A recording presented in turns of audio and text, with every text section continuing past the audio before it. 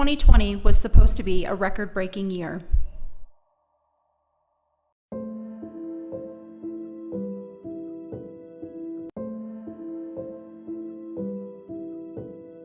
On Wednesday night, March 11th. I had an event first week of March. This was roughly around March 10th or so. The virus is over there. It's in a different country. It's not here. It's not going to affect me. My twins were home for spring break and they got an email from the university. We went to the Broadmoor World Arena in Colorado Springs. I was surrounded by 5,000 2 to 10-year-olds with their parents. I do recall having a conversation with my niece who lives in Jordan. The venue for that event was about 5 minutes from my best friend's house. I went over to chat and have a glass of wine with her. It was probably the day we found out that Colorado had its first case.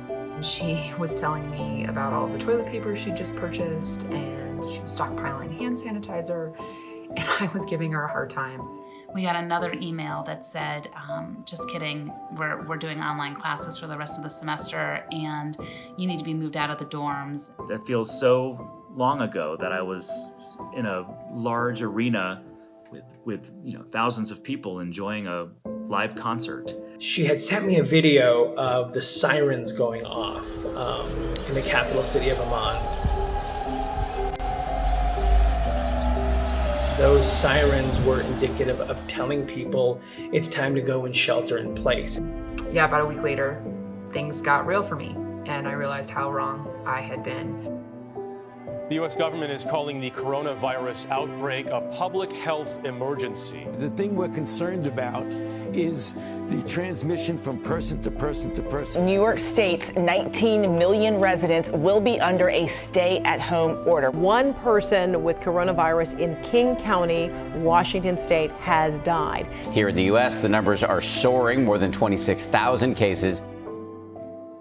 Just sitting on there on a Thursday night, whenever it was, watching a basketball game after a long week.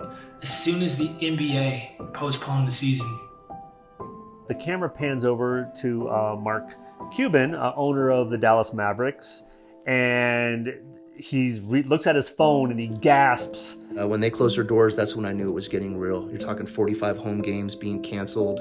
And he kind of slouches down in his chair and discovers that the commissioner, Adam Silver, just basically suspended all NBA action from this point forward.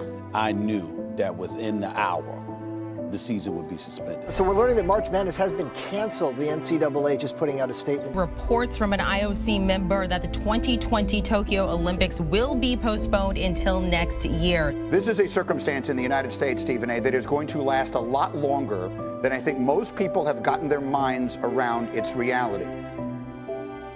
I went to my son's first varsity baseball game, which may turn out to be his last. Talk about a punch in the gut. I'm concerned about how this will impact my kids for the long term with balancing work while I'm home and all of their school needs.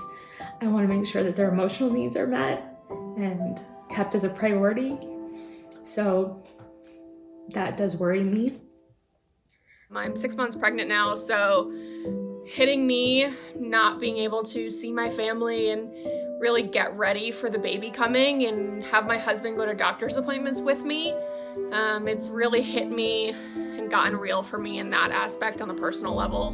We had a really big discussion about finances and where's money coming from, where is our backup money, what are we doing for childcare, what are we doing to keep ourselves safe. My kids have a game face. What I see on the outside does not fully reflect their struggles and their feelings on the inside.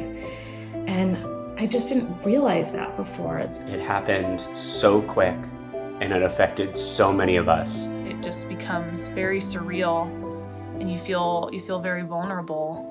So I have learned, through this whole experience, even more about the amazing team that we have, even during, the toughest conversations, the care that they have for our company.